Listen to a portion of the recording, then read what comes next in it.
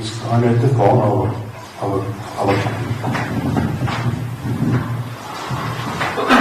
Արգելի գործընկերներ, շնորհակալություն այս քննարկումը կազմակերպելու համար։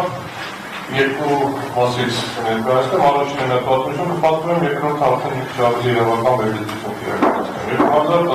2012 թվականին Կառավարության կոմիտեի նիստում քննարկվում էր բռնականացման մեթոդակարգը, այսինքն վարչական ակտերը ոնց պետք է բռնականացնել, որովհետև եթե հիշեն, ովքեր ավելի դրա նախկին ժամանակահատվածում աշխատել են, վարչական ակտերի բռնականացման հայցատեսակ կար, այսինքն կար 4 հայցատեսակ, որոնք ներկայացնում էին մասնավոր անձինք եւ մի հայցատեսակ, որ վարչական մարմինն էր ներկայացնում, որպեսզի բռնականացումը կատարվի, եթե կամավոր չկատարվի։ Քննարկվեց մոդելը ներդրվեց, երկրորդ կեսում դրան անդրադառնամ, ու հաջորդ բրեքի նախագիծը, որը քննարկում է ինքնաբար մարմիններից մեկն է ներկայացրել, որի շրջանակներում նախատեսում է կասեցման ինստիտուտի մերժում, այսինքն մի անգամ պիտի գումարը բռնականացնել, հետո գնացեք բողոքարկեք։ Կառավարության անդամները հատ բարձրացրեցին, ասեն նախորդ նոր արկ քննարկեցին, բոլորի համար նախատեսեցին, մեր հանրական մոդել, հիմա դուք այդ մոդելի շեղվում եք, համապատասխան ներկայացուցիչը անունը չասեմ, ասեց Բարավարչապետ, ախր դե բողոքարկում են, գնում են դատարան, բոլորը սպասում են, որ պետք է ասի տերվում ա ժամանակ են զրկում, հետո են վճարում, հետո ասում հաղթում են ու չեն վճարում։ Հիմա մոտավորապես այս վիճակն է, այսինքն վերեք գումարը բռնականացնենք 80%-ից, որովհետեւ հետո այդ 80%-ը վերադարձնենք 100% բաց տանենք։ Շատ պարզ սխեմայի մասին է խոսքը գնում, բայց նույնիսկ այս փոփոխությունը, սա ուղղակի մոտեցումն եմ ուզում պատկերացնել, այսինքն վարչական մարմինները միշտ համոզված են, որ իրենք ճիշտ են գործում, նորմալ համոզմունք է, չեմ ասում, որ դա պետք է հակառակը լինի։ Եթե վարչական մարմինը համոզված լինի, որ ինքը սխալ է գործում եւ վարչական ակտայացնի ինչ-որ մեկին պատասխանատվության ենթարկելու, դա դրական պատերի արարք է։ Հիմա ինքը պետք է համոզված լինի, ինքը գտնի, որ ինքը ճիշտ է իրականացրել, բայց կա դատարանը, որ պետք է վերանայի եւ որոշում ունենա, այո, ճիշտ է, թե սխալ։ Հիմա խնդիրների հետ ենք դուրս խնդիր ունենալու։ Առաջինը հայցի ապահովման միջոցը ինչի չի բավարարում այս նպատակներին։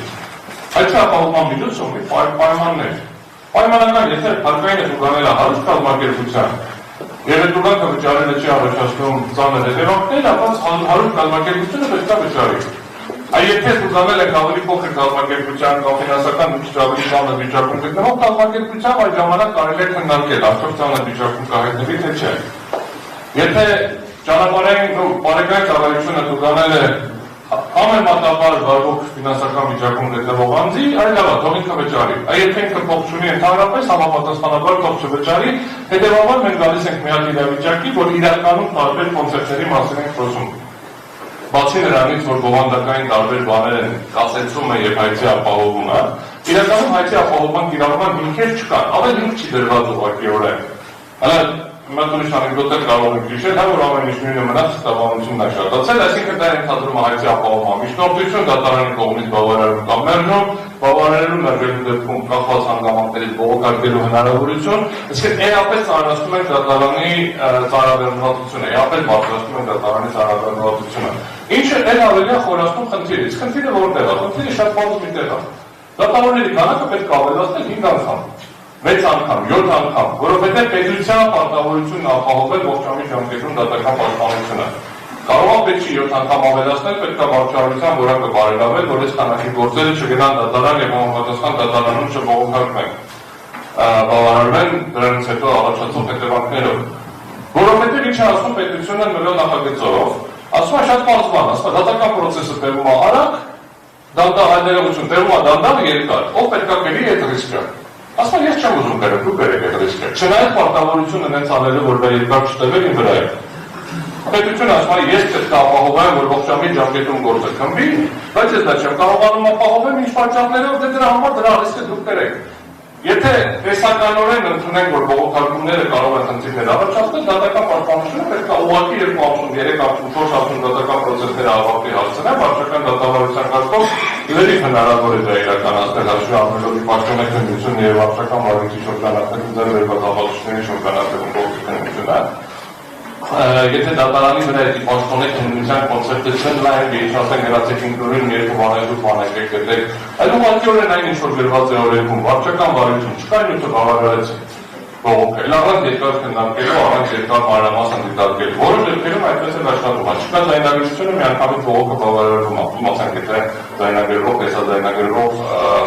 բարույթների մասին է խոսքը։ Եվ վերջին կետը, սա ամենավավեշտալին է, այսպես փոփոխություն արել են, բայց փոփոխություններ են կիսատ պարատարել, որովհետև ես ամենասկզբից որ պատմում եմ պատմությունը, ոնց է, կար վարչական ակտը գնում ենք դատարան, որպեսզի դատարանով բռնականենք։ Ինչի, որովհետև Սահմանադրության 63-րդ հոդվածը նախատեսում է սեփականության իրավունքը կարող է սահմանափակվել բացառապես դատական ակտով։ Այս է կոնցեպտը։ Հետո ասենք լավ, ինչ անենք, եթե մարդը ոչ մի գործողություն չի իրականացնում, ստացել է վարչական ակտ, պետական մարմնի ակտ, ունի հնարավորություն բողոքարկելու, որը կասեցի չի բողոքարկում։ Ուրեմն կհամարենք անբողոքարկելի, եթե անբողոքարկելի է, ինչա նշանակում կարող են գնանք բռնականներ։ Արդյոք սա կհամարվի 60 հոդվածի խախտում, ոչ, որովհետև այդ անձը ունի հնարավորություն դատական կարգով դա բողոքարկելու եւ ինչպես նշվեց գործընկերների կողմից 75 հոդվածի համապատասխան կա գործուն կառուցակարգ է, դա ձևական չի, ռեալ կառուցակարգ կա, որը ապահովում է պաշտպանությունը։ Կդիմենք չի կիրառվի կավարտեմ, ավարտելուց հետո արդեն համապատասխան քննարկման առարկություն անում։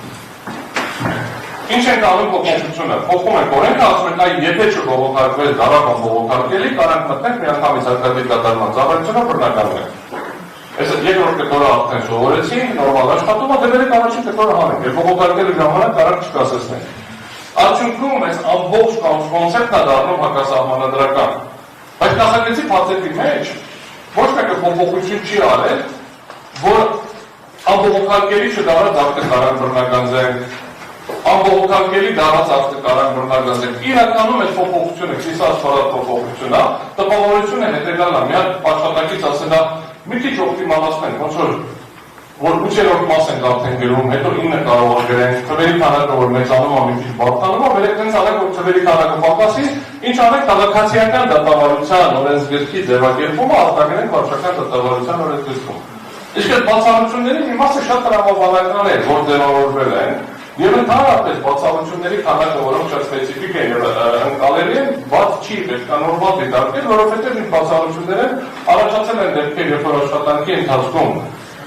հիմնականում զուգորդվող վարչական ակտերի հետ կապված առաջացել են խնդիրներ, այսինքն մեկի համար միջամտողել, ավելի կոնկրետ շինթույլտվություններն են։ Մեկը վիճարկում է շինթույլտվությունը, ամբողջը կանգնում է, դրա համար փոխել է մոդելը հայցի ապահովման մոդելի, որովհետև ինքը ունի քաղաքացիական իրավական բաղադրիչ։ Երկու մասնավոր անձանց հարաբերություններ կա։ Մնացած բոլոր դեպքերում կասեցումը մնացել է։ Երբ որպես ավարտում, ես ուրեմն հղում առանց համանդրական դատարանի մի հատ որոշման վրա, որովհետև դա Ապտրակցին է, ՍԴԱՕ 248 որոշմամբ 2020 թվականին Սահմանադրական դատարանը բարույթ ընդունել է մերժել է կարճել է բողոքը, որի շրջանակներում քննարկվում է վիճակման հայցի ժամանակ բանկ կիրառելու հնարավորության բացակայությունը, հայցի ապահովման միջոց կիրառելու բացակայությունը եւ ըստ էության Սահմանադրական դատարանը գտել է որ դա խնդիր չի հակասահմանադրական չի մի պարագրաֆացիա մահվական։ Նշված կարգավորման տրամաբանությունը խոսքի կասեցմանն է վերաբերվում Իդինը սայլի կայանում է նրանում, որ վիճակման հայցի բավարարման դեպքում դատական ակտ ուժի մեջ մտնելով, վիճակվող վարչական ակտը պարզապես կորցնում է իր իրավաբանական ուժը։ Այլ կերպ ասած, նշված տեսակի հայցի բավարարման դեպքում կայացվելիք վարչական վերջնական դատական ակտի կատարումը որպես այդպիսին պայմանական բնույթ է կրում, քանի որ այն չի ենթադրում միջնորդավորված որևէ գործողություն եւ այդպիսով չի առաջացնում կատարման հետ կապված այնպիսի դժվարություններ, որոնք բնորոշ են դասական իմաստով կատարման ենթակա դատական ակտերում։ Ասում ակտը կար, վարչական վիճարկեցի, երբ որ վիճարկեցի այս ակտը, ճանաչեցին կանվավեր, իմ անունը դրեցին վերացնել, այդ կատարել չկա, չպետք է մի հատ էլ հարկադիր կատարողը կա, այս վերացնելը տանի ինչ շրոդերի մեջ ցիկլից սպասի վերացրեցին այս ակտը։ Ինքը վերանում է դատարանի ակտի ուժով, իսկ հայցի ապահովման ամբողջ կոնցեպտը արդար դատաքննության իրավունքի մեջ է, որը ենթադրում է, որ դատական ակտը ոչ միայն պետք է կայացվի, այլ նաև պետք է կատարվի։ Քանի որ կատարելու խնդիր վիճակման հայցում չկա ընդհանրապես, հետևաբար չի առաջացնում որևէ անհրաժեշտություն է դեպքում ունենալ ընդհանրապես հայցի ապահովման այս կոնցեպտը։ Կրկնում բացառություն են կազմում, եթե մենք դիտարկենք երրորդ անձանց իրավունքներին վերաբերող բարույթները։ Բոլոր այդ դեպքերում, երբ որ խոսքը գնում է պետություն քաղաքացի հարաբերություններին կամ մատավորած պետություն հարաբերություններին առանց որևէ երրորդ անձի մասնակցության, Չունենք կառուցապատող, չունենք ապրանքային մեջանի իրավատեր, չունենք սպառողը, որ կարող է գա այս անորակ ինչ-որ ապրանքից օգտվի, չունենք հրդեհից հնարավոր կուժող անձը, որ որտեղ կդնի շենքը փլվի ինչ-որ մաս կմնացարկը, բոլոր դեպքերում կասեցվում է եւ որևէ խնդիր չի առաջանում։ Հետևաբար կարծում եմ նախագիծը ոնց որ իմ առանձնած առաջին դեպքում պետք է ուղղակի չքննարկվի ավարտի հավի շրջանառությունից եւ համապատասխանաբար կենտրոնանան ավելի օրհասական եւ լուրջ խնդիրների լուծման վրա, որը կա նաեւ վարչական դատավարությունում ամենակենտրոնականը պետք է տևողության կրճատումն է։ Սա ֆունդամենտալ խնդիր է, սրա լուծումը կողքողած, մենք ասում ենք ռիսկը ուղղակի տեղափոխենք, մենք չէ։ Պատկերացնեն տեղափոխեն մասնավոր անձանց վրա, այսքանով շնորհակալություն։ Շնորհակալություն, համեցեք պարոն Ավագյան, փոխեցեք